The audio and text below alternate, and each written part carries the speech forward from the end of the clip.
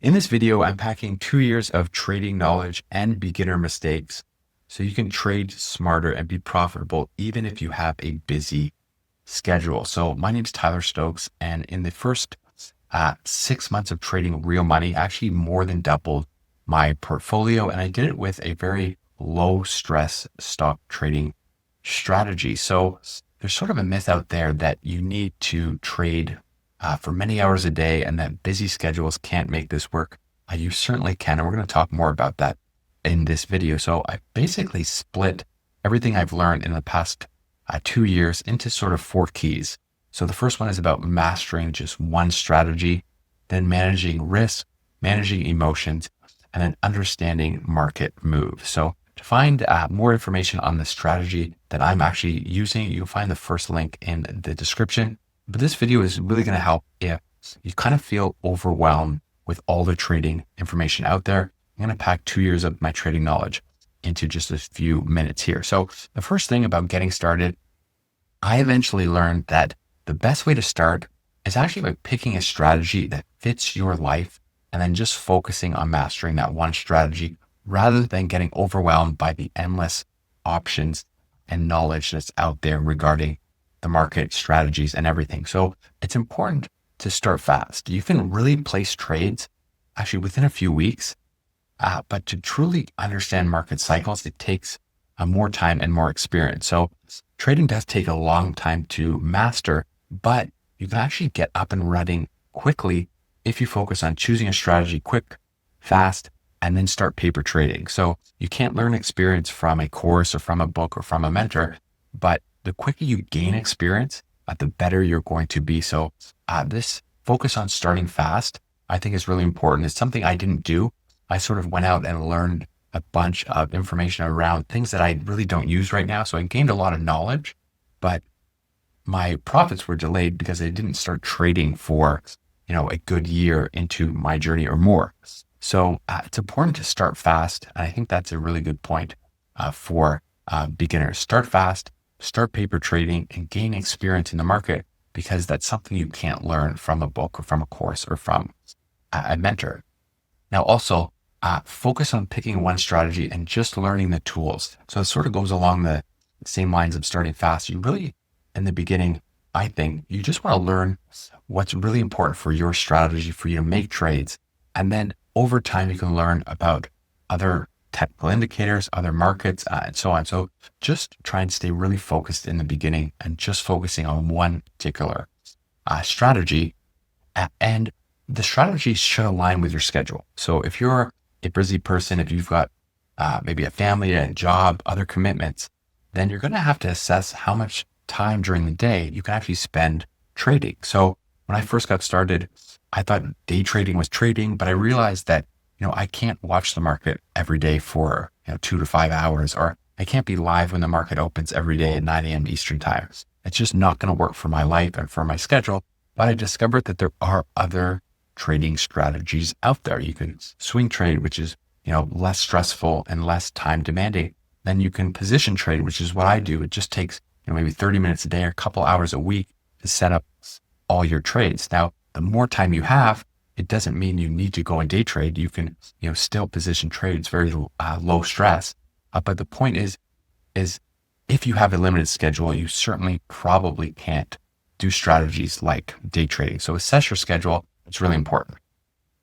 And next is about learning market dynamics and the importance of patience. So you're going to discover that markets, they have ups, they've got downs, but staying patient with good positions pays off rather than chasing quick wins. So the market moves very much in zigzag. So it certainly moves up and to the right, but to get there, you're going up, you're going down. It's very much like 2 steps forward, 1 step back. And if you're watching the market every day, sometimes it can really feel like things are taking a long time. Certain stocks break out. You might get a 5% week, then things cool off for many days or weeks, maybe pull back a bit and then get another breakout. So the more time you can spend in the market, the better, because you're going to learn that this is normal behavior. Things, melt up and then they need to retrace quite a bit. And you're not going to get worried or scared when that happens when you have experience and you've seen those sort of things. So the market movements are very much something you'll need to learn and experience, but just know that nothing goes up in a straight line. There's always pullbacks, and that's actually really normal.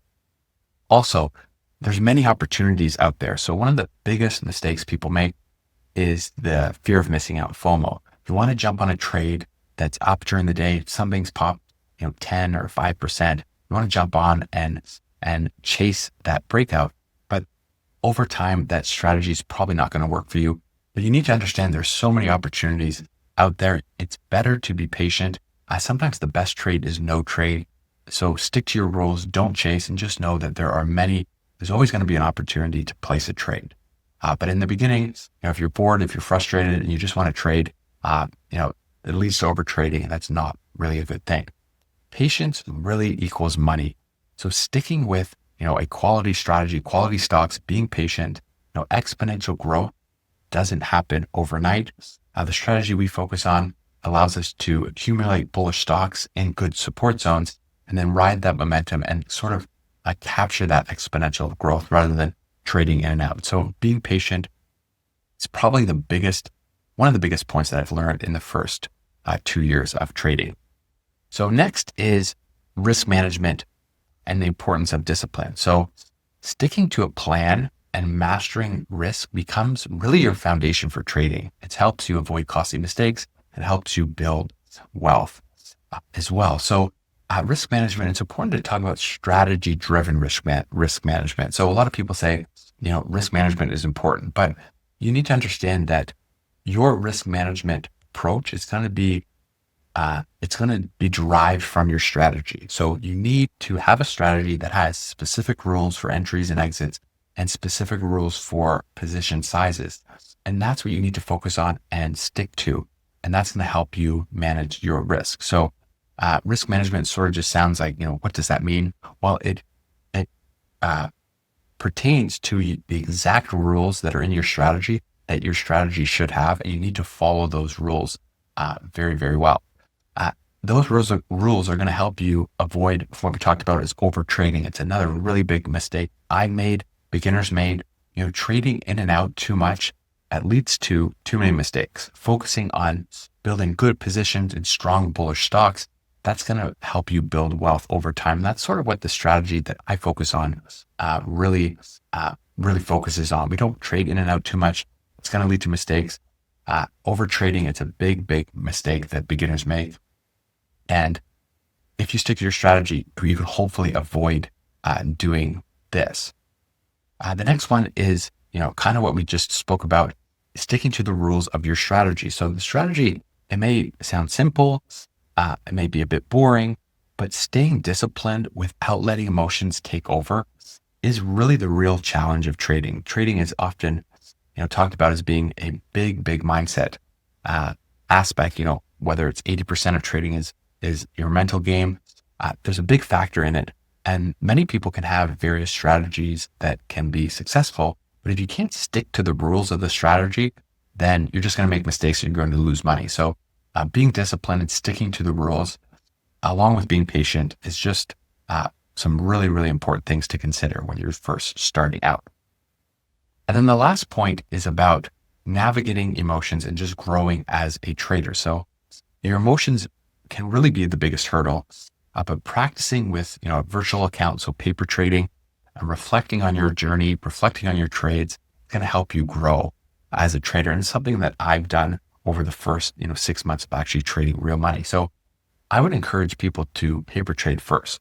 A lot of people don't want to do this, but when you trade virtual money, you're still going to get emotional, and you can track those emotions, you can journal those feelings, and you can learn to avoid making those mistakes in the future. So if you don't experience over trading, you don't know what it is, and then you go and trade real money, you start over trading, it might be, you might lose all your money before you're realizing the mistakes that you're doing. So it's best to paper trade for just a little while at least, and to really experience some of these mistakes and emotions that come with trading. And then understand that losses are tuition. So even if you paper trade, once you step up to real money, there's another, X factor there with emotions. You're going to lose money. You're going to make bad trades, but those losses, they're all a part of the learning process. So every mistake you make, is going to make you better. And I've personally made these and I've documented that in our school community. I identified a stock that was not in a good zone and waited for it to retrace. But then I, went in a little too heavy, too soon. And I've learned from that by discussing it, by sharing those trades in our school community and by reflecting back on those trades. And now I'm just much better off. I'm a much better trader from just that one experience and talking about it and journaling it. So you're going to lose money, but make sure that those losses are lessons. So that's a really important factor. The other point that's really important is focus on the charts. So you need to stop listening to the news, listening to the narratives, and running with some hype theory that's not based on any evidence. So charts can be your guide for making decisions, and they should be your one guide for making decisions. So personally, I stay off X a little bit. Every time I go on X, someone's calling for a top in the market and it stresses you out. So all you need to do is look at the charts. If you look at the indexes, they're all going higher at the moment. They're breaking certain levels. The market's bullish. So if someone's telling you that the market's topping and it's going to be a huge pullback, don't listen to that stuff. Stay away from news. Stay away from the narratives. The charts really tell you what is going on, and you need to kind of focus just on the charts. And then another point is to not go too heavy too soon. A lot of beginners, they want to put a big trade on if they see an opportunity or they see a breakout. But what that does is that creates extreme emotions. So if you have a position that's too heavy, so maybe more than 10% of your fund, and that stock goes up, you get emotions about that. If it retraces, you get nervous and anxious. So it's just you're way better off from an emotional standpoint to not go too heavy on a single stock. And that plays back to our risk management point. Your strategy should have rules regarding your entry allocations, and you can't break those because then you're never going to go too heavy on a stock. And if something pulls back, it's not a big deal because it's not a big part of your portfolio. So certainly a big part there. Something I ignored in the past a lot. If I saw a stock breaking out, back when I didn't have any experience, I made big, heavy trades, then got nervous, panic sold, and, lost thousands of dollars. So certainly something that's a really important point to consider. So those are the main points that I've come up with in my first 2 years. So just doing a really quick review here.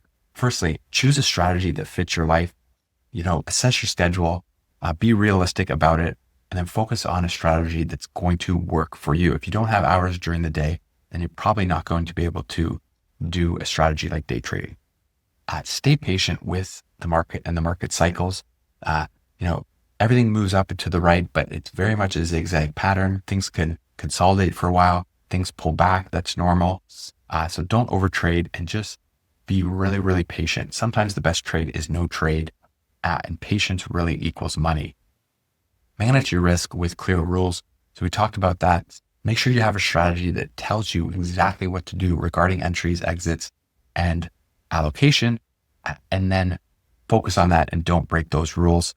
And then keep your emotions in check by focusing on the charts and also by actually journaling your trade. So I talked about how that one trade I did, I documented it in our school group. We chatted about it, and I'm just much better off by journaling that experience and sharing that experience. And now I'm not going to make those same mistakes. So really focus on the charts. It's really, really important for trading. Don't trade fundamentals. Don't trade the news or various narratives. So those are the main points there. For more information on the strategy that I'm currently seeing great results with, you can find a link in the description. You can consider coming and joining our school community. It's on schoolskool.com/trading. You can also find a link to that below this video. You can find a course on the strategy that I've been using. There's other courses. There's Blueprint. There's a community where people are chatting back and forth, sharing their trades, staying accountable. So I would highly recommend that you go and check that out. Also, on the screen right now, I will put up another video that I think that you will find useful. And I hope that you found this one useful. And I look forward to chatting with you in the next one.